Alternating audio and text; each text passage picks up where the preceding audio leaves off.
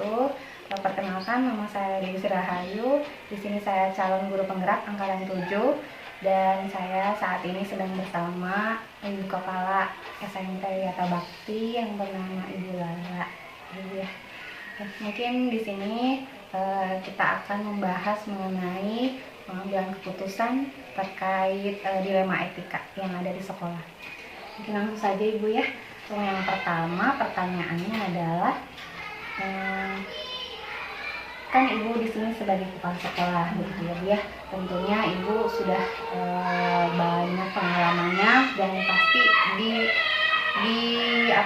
selama menjabat sebagai kepala sekolah pasti ada halangan, tentunya ada masalah-masalah yang Ibu hadapi selama perjalanan begitu. Nah, apakah kalau boleh tahu Ibu, apakah ada masalah yang Ibu hadapi terkait tentang dilema etika begitu di sekolah atau rujukan moral misalnya? Insya Allah sih kalau banyak mah tidak, ya Ibu mah miskin ilmu. Cuman kalau Contoh mungkin pengalaman mungkin ya lebih ke sharing gitu dari semenjak jadi kepala sekolah itu baru 7 tahun kalau kepala sekolah.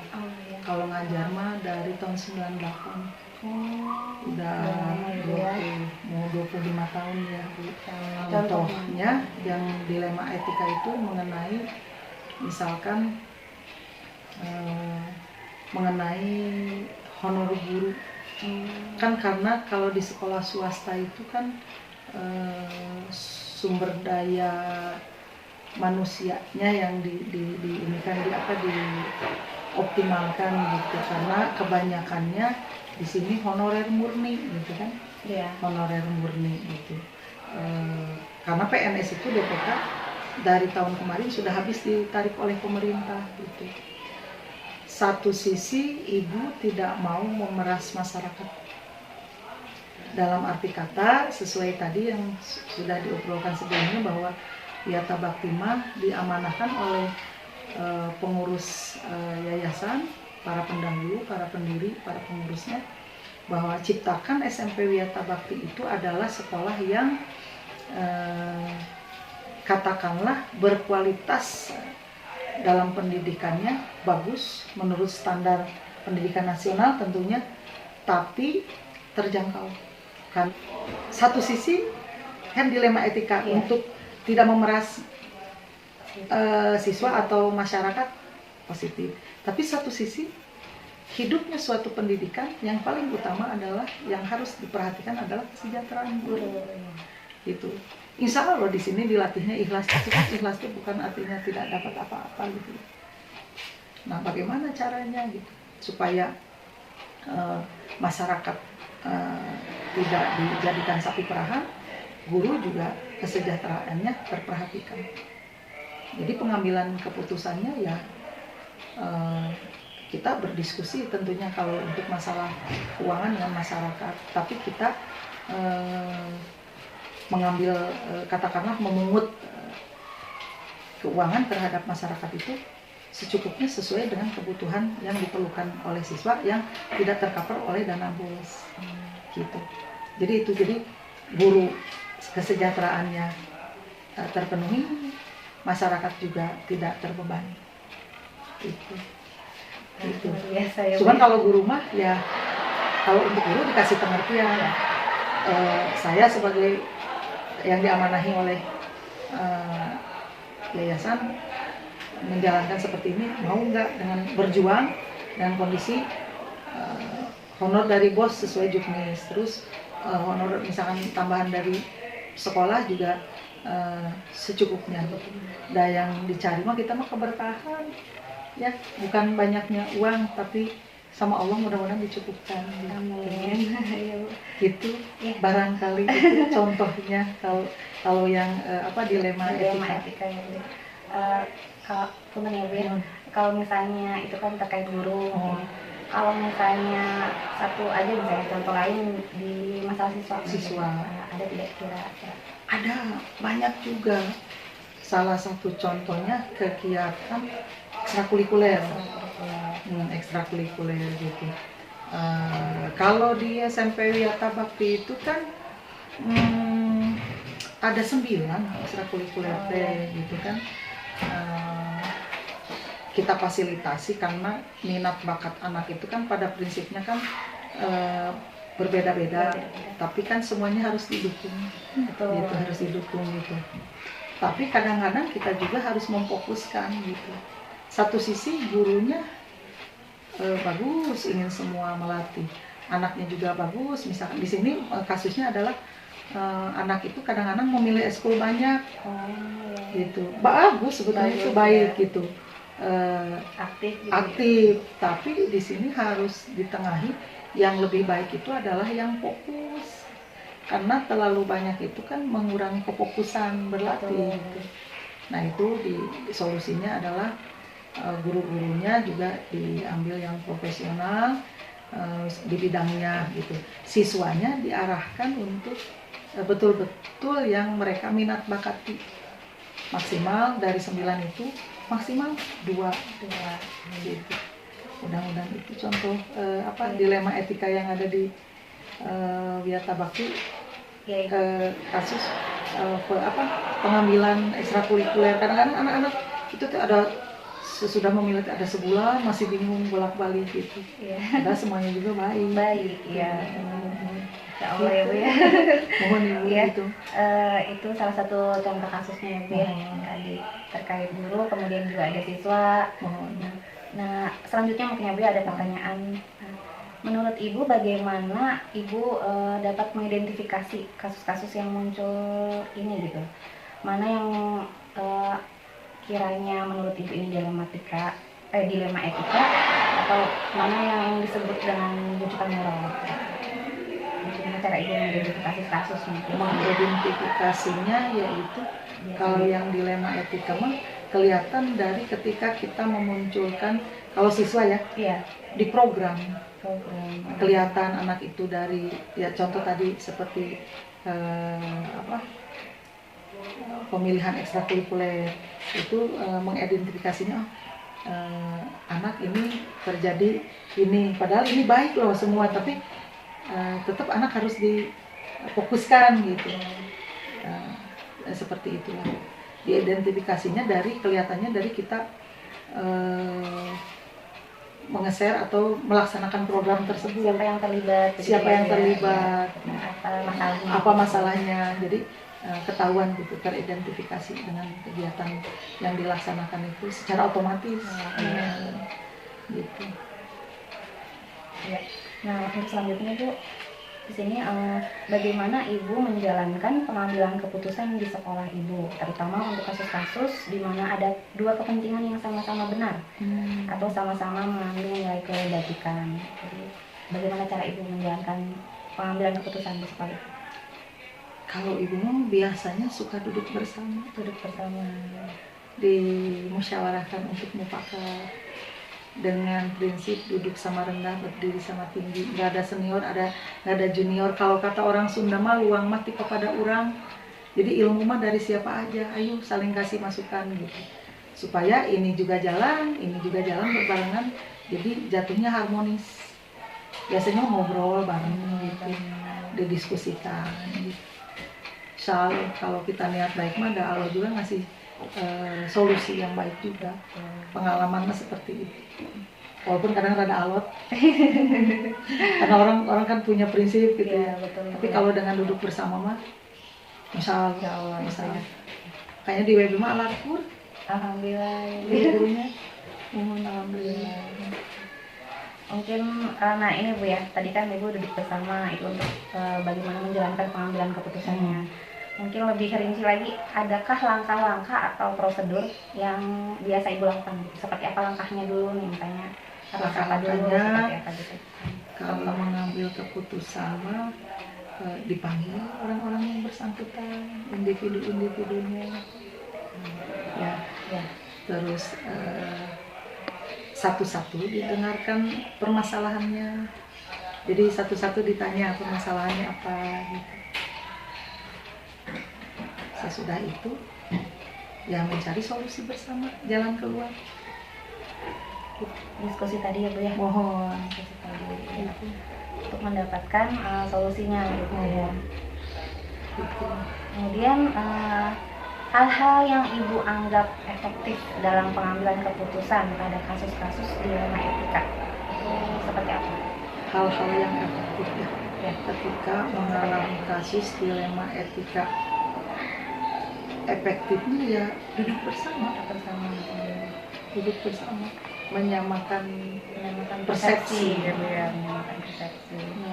Efektif itu diajak diskusi lah gitu. Sama. Ya Bu ya, luar biasa. Jadi kata Ibu hal-hal seperti menyamakan persepsi ya Bu ya, diskusi mungkin dengan saling sharing, saling mengeluarkan pendapat, mungkin ada hal-hal yang bisa diambil begitu ya Bu ya. Betul. Jadi bisa diambil nanti keputusannya seperti apa begitu ya. Kemudian selanjutnya mungkin menurut Ibu tantangan yang seperti, adakah tantangan begitu Bu dalam pengambilan keputusan pada kasus-kasus dilema etika yang Ibu hadapi? Kan tantangannya itu seperti apa Bu? Banyak.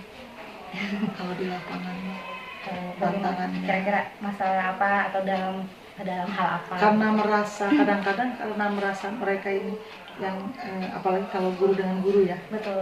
Ya. Terutama ini guru sama guru. Guru sama guru. Kalau guru dengan siswa mah atau guru dengan masyarakat, orang tua lebih ke kalau kita punya aturan yang jelas, masyarakat mengikuti kan gampang. Kalau guru dengan masyarakat mah itu enggak. Ya. Begitupun guru dengan siswa. Individu lawan masyarakat begitu. Mohon individu lawan masyarakat mah itu lebih itu lebih ke guru dan siswa. Dan siswa gitu lebih kalau kita aturannya jelas mah mengikuti gitu. Nah ini lebih ke kalau individu dengan individu. Oh iya. Itu tantangannya banyak. Kadang-kadang kan karena merasa saya juga punya program bagus, saya juga punya pendapat bagus gitu. Kadang-kadang kan orang untuk menyamakan persepsi itu di lapangan itu namanya isi kepala orang kan berbeda-beda gitu, beda pendapat. Tapi mereka tuh sama-sama sebetulnya benar gitu. Nah untuk menyelaraskan itu tuh butuh memang di lapangan itu butuh hati ke hati. Ya. Soalnya kalau di organisasi itu adalah yang diutamakan kepentingan bersama daripada kepentingan individu. Ya begitu, namanya beda pendapat gitu, walaupun dua-duanya baik itu tetap ego biasanya rata-rata yang dominan. Makanya sering diajak ngobrol hati ke hati. Salah satunya pengertian bahwa di dunia pekerjaan mah ya kepentingan umum adalah nomor satu dibanding kepentingan individu. Banyaklah tantangannya. Salah satunya itu ya. Selanjutnya Ibu, apakah Ibu memiliki sebuah jadwal atau tata kelola tertentu begitu dalam sebuah penyelesaian kasus dilema etika? Nah, apakah misalnya Ibu langsung menyelesaikannya di tempat saat itu juga atau memiliki jadwal tertentu untuk menyelesaikannya? Misalnya nanti, ada jadwalnya begitu, atau langsung di tempat saat itu. Kemudian bentuk atau prosedurnya seperti apa yang biasa Ibu lakukan? Untuk menghadapi dilema etika ya? Kalau untuk menghadapi dilema etika tentunya ada jadwal program khusus di mana ada pembinaan intern itu melibatkan yayasan juga, melibatkan juga pihak dinas pendidikan yang terkait ya, yang langsung sasaran mah pengawas pembina tentunya ya gitu.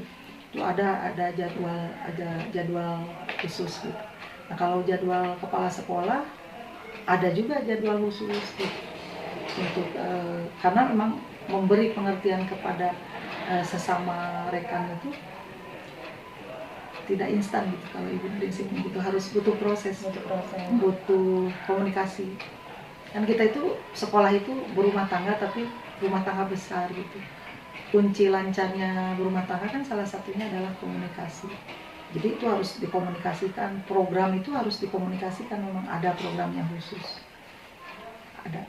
Nah kalau penyelesaian dilema etika, kalau misalkan ada sesuatu yang program sekolah itu kan berlanjut, ada terus ya, namanya program sampai dari penerimaan siswa baru sampai kelulusan teh ada gitu.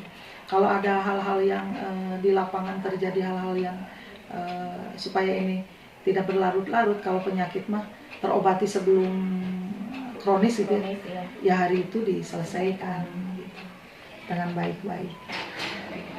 Jadi mungkin saya tangkap kalau misalnya permasalahan tentang dilema etika misalnya terkait siswa gitu siswa guru itu individu dengan individu sama itu kalau untuk waktunya mungkin bisa juga dijadwalkan ya Bu ya, tapi ada juga misalkan penyelesaiannya tuh harus saat itu juga, jadi tergantung situasi dan kondisi. Karena masalah mah tidak bisa di besokan dia kurang bagus ya betul, harus segera diselesaikan gitu ya Bu ya. Saya setuju sih Bu ya. Luar biasa begitu ya Bu. Selanjutnya mungkin adakah seseorang atau faktor-faktor apa yang selama ini mempermudah atau membantu Ibu dalam pengambilan keputusan terkait kasus dilema etika yang tadi misalnya Ibu sebutkan? Ada seseorang atau faktor yang kiranya membantu Ibu? Ada banyak seseorang yang siapa ya Bu? Kalau saya sangat terpengaruh dengan suami juga karena kan orang pendidikan juga, sama orang tua di yayasan, ya, terus masukan-masukan dari pengawas pembina juga, arahan-arahan itu sangat mempengaruhi keputusan-keputusan di bidang pendidikan orang-orang tersebut. Orang terdekat pengalaman ya, gitu ya. Kalau orang terdekatnya suami, terus kalau di lembaga mah yayasan dan dinas pendidikan, khususnya pengawas kalau dinas pendidikan. Ya, mungkin ini terakhir ya Bu. Nah, dari semua hal yang tadi Ibu sampaikan gitu, adakah pembelajaran apa yang kiranya bisa Ibu petik dari pengalaman Ibu mengambil keputusan sebuah masalah yang menimbulkan dilema etika? Ada hal yang tentunya Ibu bisa ambil gitu? Banyak sih. Salah satunya ketika mau memutuskan keputusan, apalagi yang berhubungan dengan hajat orang banyak, kita jangan ceroboh, jangan mendengar sebelah pihak, jangan tergesa-gesa, terus harus mau mendengarkan berbagai pihak. Ya intinya niatnya untuk standarnya kebaikan, karena prinsipnya kalau Ibu prinsip bagaimanapun kalau dunia pendidikan itu kita itu mau tidak mau moral kebaikan itu hari-hari gitu. Jadi Ibu punya prinsip tetap tujuannya harus apapun dilema-dilema yang ada di sekolah itu keputusannya untuk kebaikan, walaupun di lapangan Masya Allah, dan yakin kebaikannya tidak akan kalah dan abadi kebaikan. Gitu. Jadi itu hikmahnya salah satunya. Tadi sudah. Ya, Masya Allah ya Bu. Berarti yang Ibu bisa ambil katanya tadi jangan ceroboh ya Bu ya, tidak tergesa-gesa begitu, terus harus mau mendengarkan. Berarti Ibu salah satu pemimpin yang tidak egois. Luar biasa gitu, demokratis ya Bu ya. Terus mau mendengar dari beberapa orang untuk menyelesaikan suatu masalah. Harus, itu mah prinsip. Ya, betul sekali. Luar biasa tuh. Luar biasa pokoknya. Mungkin sesi kali ini juga mendapat banyak pelajaran untuk saya. Saya sangat diberikan banyak ilmu dari Ibu tentunya, yang mungkin suatu saat mungkin bisa saya gunakan ke depan begitu, untuk ketika menghadapi masalah seperti apa begitu. Itu mah sedih. Tapi saya enggak Bu, itu sudah banyak sekali. Intinya saya terima kasih banyak atas kesempatan Ibu begitu untuk meluangkan waktu dan berdiskusi dengan saya. Ya mohon maaf ya Bu ya kalau misalnya kata-kata saya juga ada yang kurang berkenan, mungkin mohon dimaafkan. Mungkin cukup sekian Bu dari saya. Atur nuhun, kurang lebihnya mohon maaf. Wassalamualaikum warahmatullahi wabarakatuh. Sama-sama.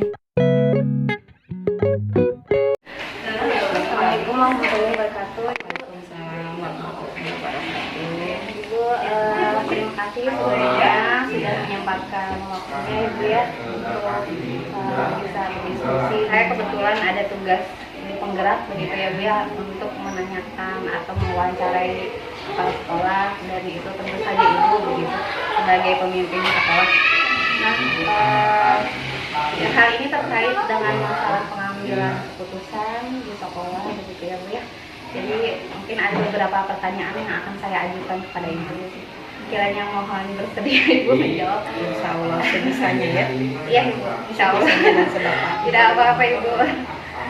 Ya, saja mungkin di sini kan Ibu sebagai kepala sekolah. Nah, tentunya ada hal-hal atau ada masalah yang pastinya Ibu alami begitu. Bagaimana Ibu dapat mengidentifikasi kasus-kasus yang muncul begitu.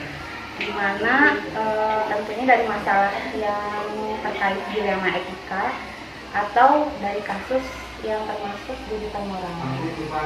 Sebelumnya kita tahu dulu apa itu dilema etika dan rujukan moral ya. Kalau dilema etika itu benar, alasan benar, itu salah, benar dan salah ya.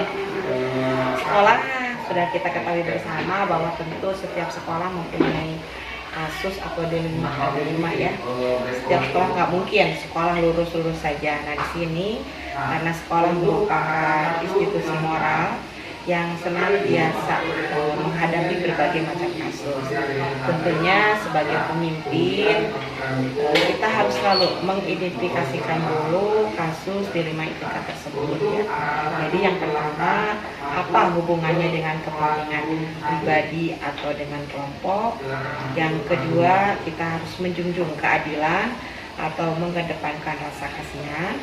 Yang ketiga, harus menjunjung kebenaran atau kesetiaan. Yang terakhir mungkin kita harus utamakan dulu apakah kasus ini atau dilema ini bisa berjangka panjang atau berjangka pendek. Jadi itu ya.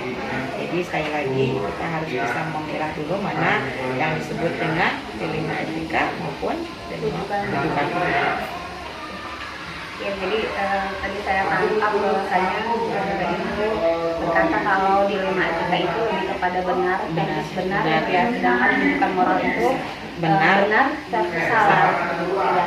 Dan tadi Ibu juga sudah sampaikan bahwa ada paradigma bahwasanya kalau dilema etika itu terkait dengan keadilan, perbedaan, begitu ya Bu ya. Kemudian ada juga tadi jangka panjang dan jangka pendek bisa diselesaikan begitu. Dan jadi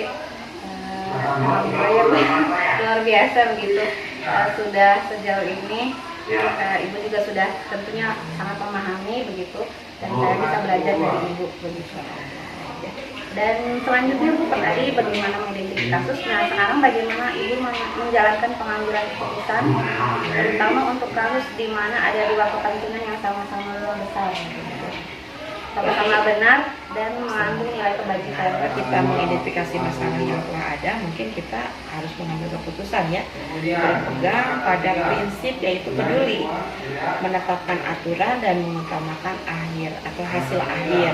Yang disebut dengan peduli di sini kita jangan memihak pada salah satu pihak dan menetapkan aturan sesuai dengan aturan yang telah kita tetapkan di sekolah itu sendiri. Karena sekolah, mungkin setiap sekolah pasti mempunyai aturan dan mempunyai peraturan-peraturan yang harus dipenuhi atau harus dilaksanakan oleh seluruh PPK yang ada atau warga sekolah yang ada di sekolah. Itu saja ya. Jadi pengambilan keputusan harus berpegang pada prinsip tentang kepedulian, menetapkan aturan dan utamanya hasil akhirnya sesuai dengan apa yang kita lakukan. Jadi tadi menjelaskan bahwa prinsip-prinsip yang dijalankan begitu. Ada prinsip dari peduli tadi, kemudian berbasis aturan, dan juga hasil akhir ya Bu ya. Jadi tetap saja kita harus mengacu kepada hal itu gitu. Berarti kita harus mengambil dulu langkah-langkah ya.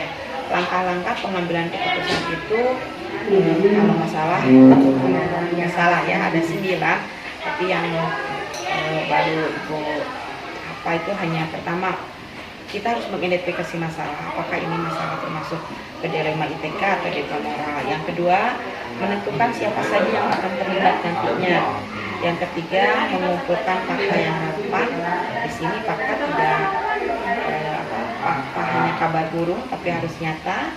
Yang ketiga, menimbang betul atau salah, lalu mengkaitkan hal yang lain sebelum memutuskan, baru terakhir mengambil keputusan, lalu terakhir mengkaji mengkaji ulang hasil keputusan atau mengevaluasi supaya langkah-langkah yang kita ambil itu betul-betul berpihak pada seluruh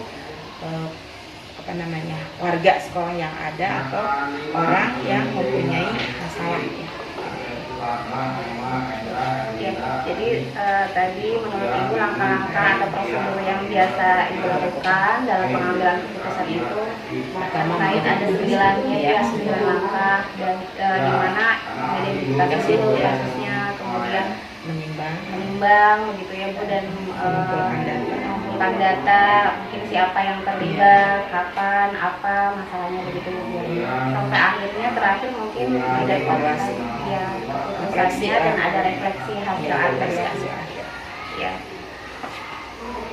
Baik, selanjutnya mungkin apa saja Bu hal-hal yang Ibu anggap efektif dalam pengambilan keputusan pada kasus-kasus di dalam ini? Hal yang dianggap efektif pengambilan keputusan ini sepenuhnya kita harus bertanggung jawab kepada apa yang kita lakukan. Namun kita juga harus berpihak pada murid yang mengandung nilai-nilai kebajikan universal ya, dan dapat dipertanggungjawabkan. Mungkin itu ya. Jadi sekali lagi pengambilan keputusan sepenuhnya kita harus bertanggung jawab dan berpihak pada peserta didik atau siswa. Luar biasa ya Bu. Tadi yang Ibu sampaikan itu bahasanya harus bertanggung jawab dan berpihak pada murid ya. Jadi lebih kepada nilai-nilai universal gitu ya Bu ya. Bisa sama-sama Bu ya. Kemudian selanjutnya menurut Ibu apa tantangan dalam pengambilan keputusan? Maksudnya tantangan seperti apa ya dalam pengambilan keputusan pada kasus dilematika yang Ibu hadapi?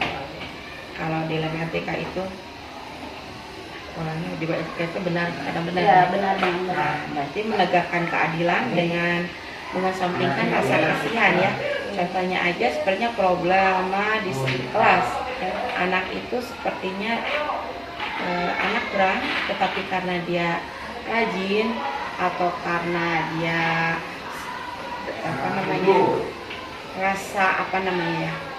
rasa keingintahuannya tinggi, mungkin itu bisa menjadikan alasan kita untuk mengesampingkan rasa kasihan. Sebetulnya walaupun anak itu anak yatim, tapi karena mempunyai rasa yang sangat besar untuk ke sekolah, kita harus sangat peduli tentang penegakan keadilan supaya anak itu juga bisa menjalani sekolah dengan kemampuan dia, dengan keterbatasan dia, dan kita juga tidak boleh memilih siswa mana yang lebih aktif dan tidak aktif. Sama aja pimpinan juga tidak bisa membedakan di guru yang satu. Betul sekali. Walaupun guru ini mempunyai yang kurang atau gimana, ya kita harus bisa mengambil kebijakan yang tepat. Luar biasa Ibu. Tadi berarti tantangannya adalah pada dilema itu. Misalnya dari segi keadilan dengan rasa kasihan gitu ya. Biar kita harus menegakkan keadilan tapi tentangan dengan rasa kasihan. Ya. Kemudian yang selanjutnya, apakah Ibu memiliki sebuah jadwal atau tata kelola tertentu dalam sebuah penyelesaian kasus di rumah itu? Tidak punya jadwalnya. Tapi kalau seandainya ada kasus yang harus bisa diselesaikan itu, dan kita selesaikan.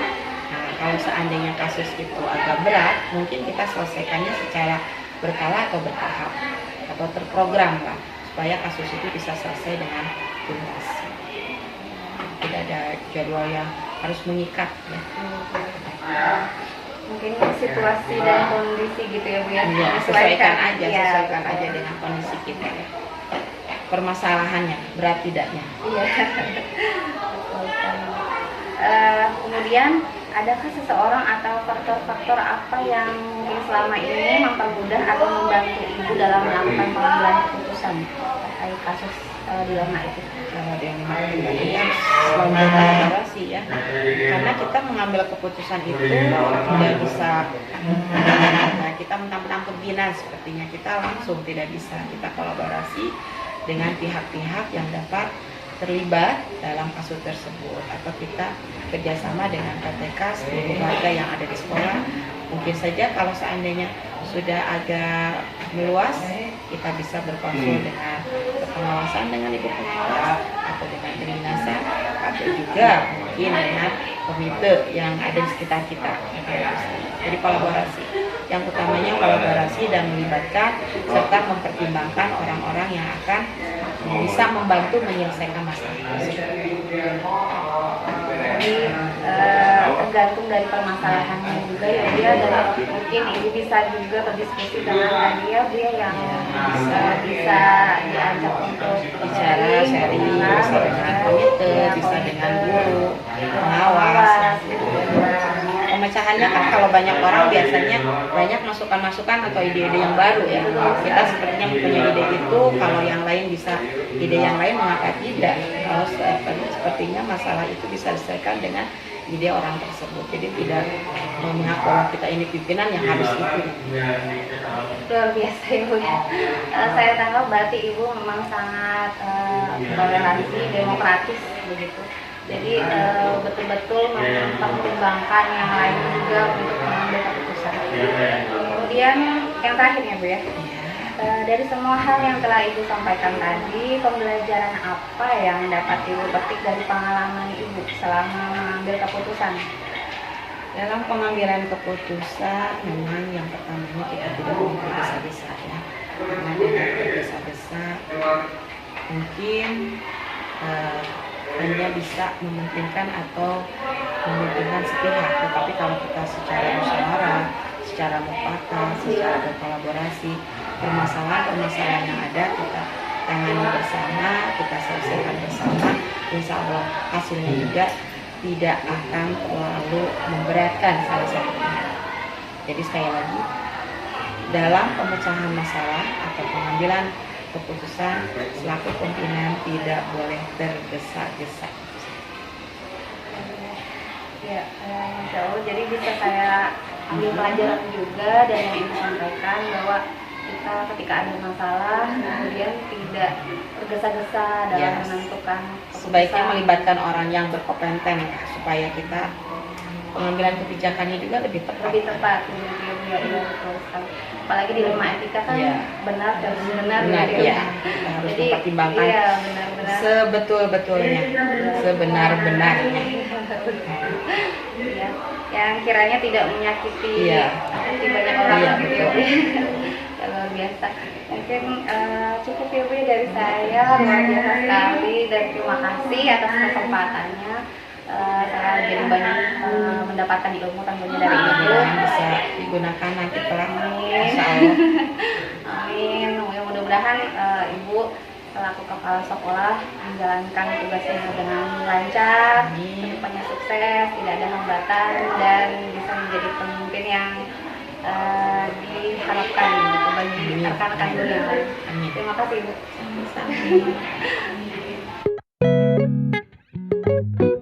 Assalamualaikum warahmatullahi wabarakatuh, Ibu.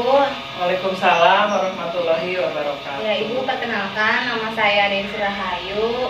Saya dari SDN Balas Mandiri 5, dan di sini saya sebagai calon guru penggerak angkatan 7 ya Ibu. Iya. Tujuan saya ke sini begitu Ibu, ingin mewawancarai Ibu sebagai kepala sekolah di SDN Balas Mandiri 6. Nah, apakah Ibu bersedia begitu Ibu?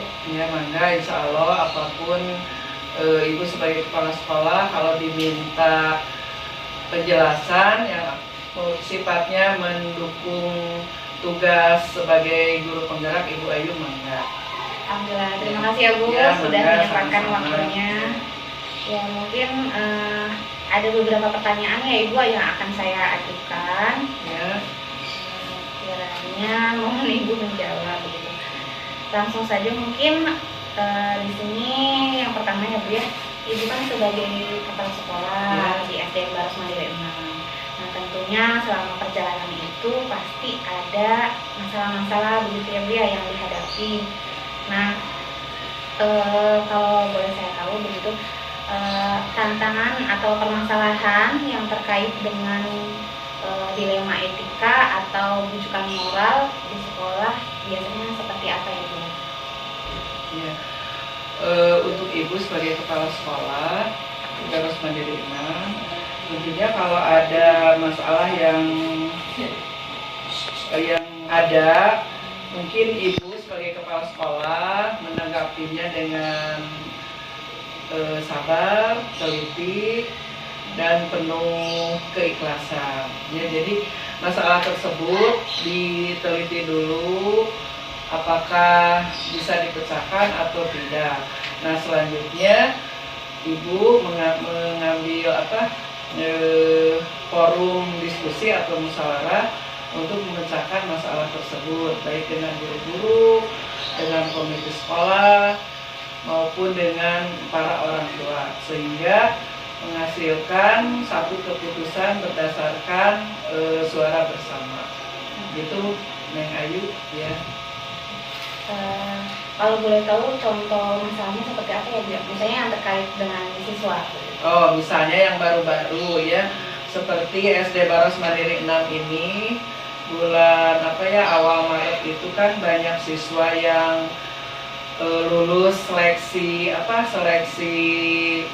matematika. Nah, itu sangat berhubungan erat dengan alat transportasi ya, karena yang lolos itu kan 27 siswa, sementara tempatnya itu sangat jauh di Sumedang.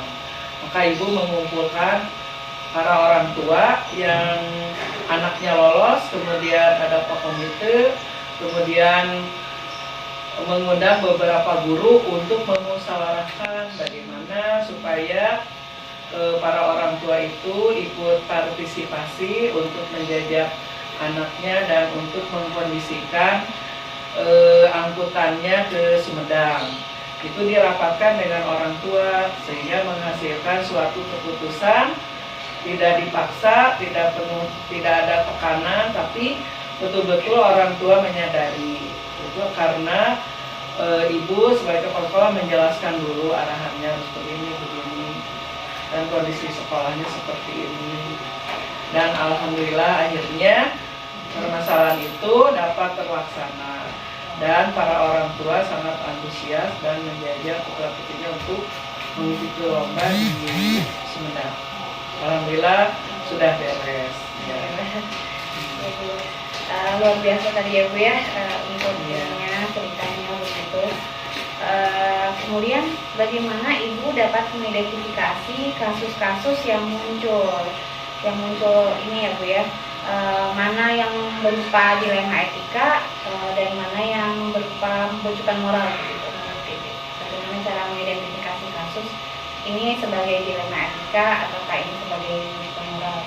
Biasanya ya misalnya itu kadang ada orang tua yang datang ke Ibu misalnya.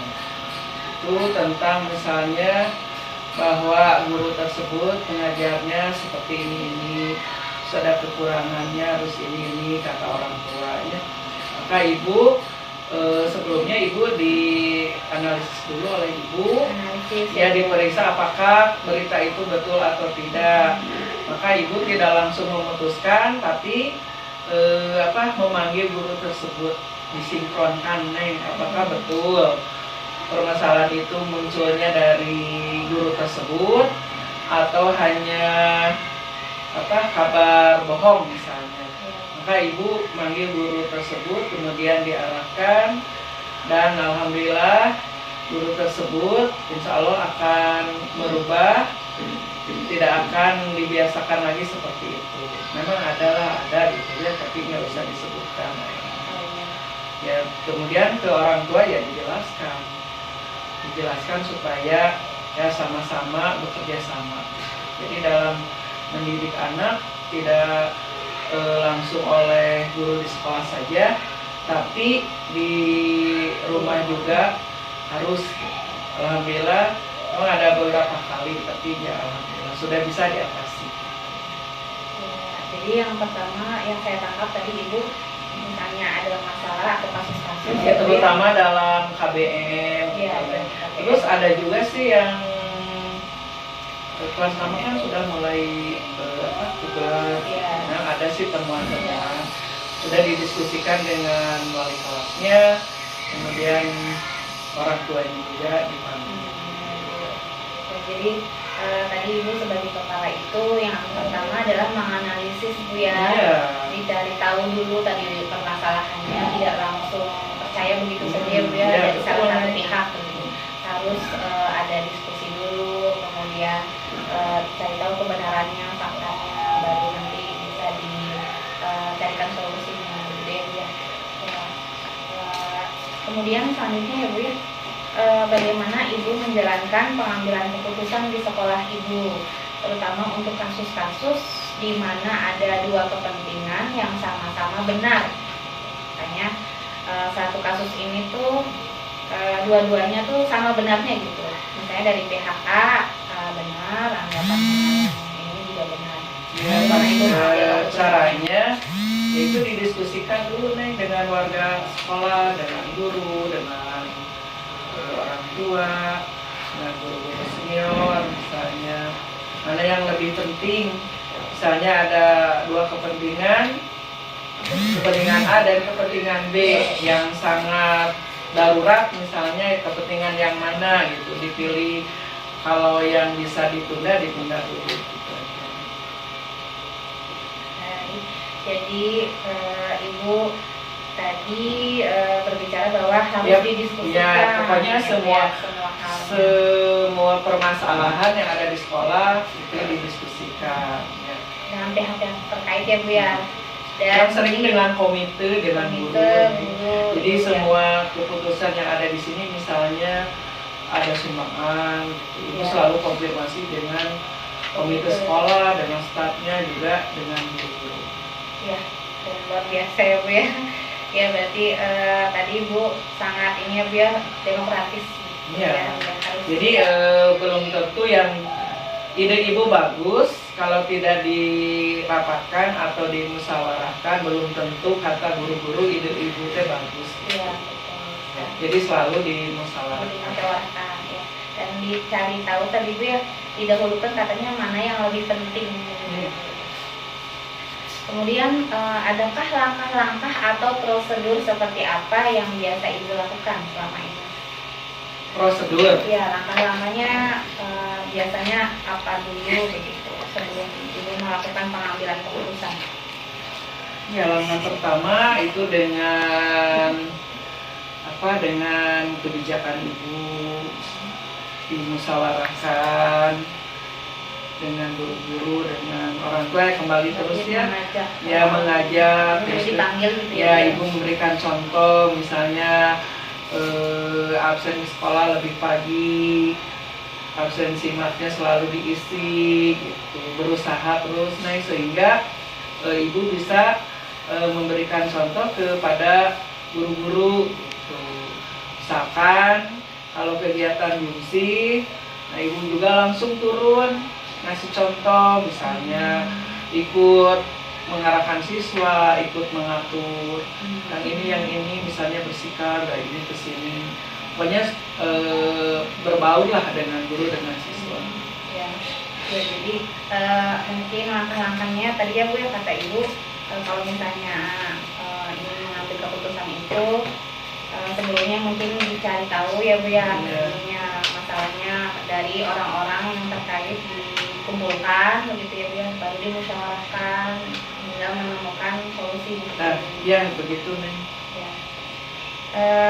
Selanjutnya ya Bu ya, hal-hal yang dianggap Ibu hal-hal yang Ibu anggap itu efektif dalam pengambilan keputusan pada kasus dilema etika, menurut Ibu seperti apa?